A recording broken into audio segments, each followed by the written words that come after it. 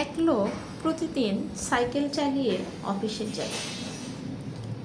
প্রতিদিনের মতো সে একদিন সাইকেল চালিয়ে অফিসে যাচ্ছিল। সিকি মাইল দূরে তিনি আরেকটি ব্যক্তিকে সাইকেল চালিয়ে যেতে দেখছিলেন। তখন প্রথম ব্যক্তির মাথায় একটি দুষ্ট বুদ্ধি চলে আসলো যে ওই লোকটিকে পিছনে ফেলে সামনে এগিয়ে গেলে কেমন হয়। তখন সে তার সাইকেলের চালানোর গতিটা বাড়িয়ে দিল।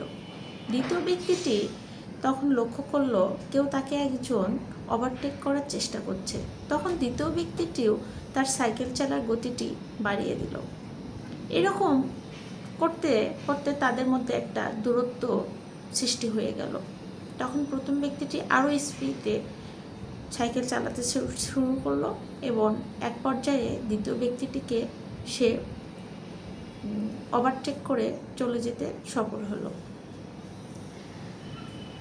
তখন তিনি বিজয়ে উল্লাসিত হলেন এবং হঠাৎ তার মনে হলো, আরে এই সময় তো আমার কি অফিসে থাকার কথা ছিল। দেখুন, সে একজনকে পিছে ফেলার কারণে তাকে ওভারটেক করে সে 2 মাইল চলে গেল এবং তখন তার মনে হলো আবার তাকে 2 মাইল পিছনে সাইকেল চালিয়ে ব্যাক করে চলে আসতে হবে।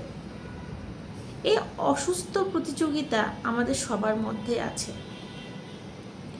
আমরা সঠিক সময় সঠিক কাজটা না করে অন্যকে পিছনে ফেলানো, অন্যকে ছোট করে দেখানো, এটা আমাদের নেশা একটা পরিণত হয়ে গেছে। আমরা কখনো মানতেই চাই না বা ভাবতেই চাই না কেউ হয়তো আমার থেকে একটু বেশি জানে, বেশি পারে, আমার থেকে কারো টাকা পয়সা, ধন দৌলত, জ্ঞান একটু বেশি থাকতে পারে। এটা থাকবে, এটা স্বাভাবিক। সবাই যদি সমান হতো তাহলে এই সমাজটা এরকম গতিবিধি হতো না।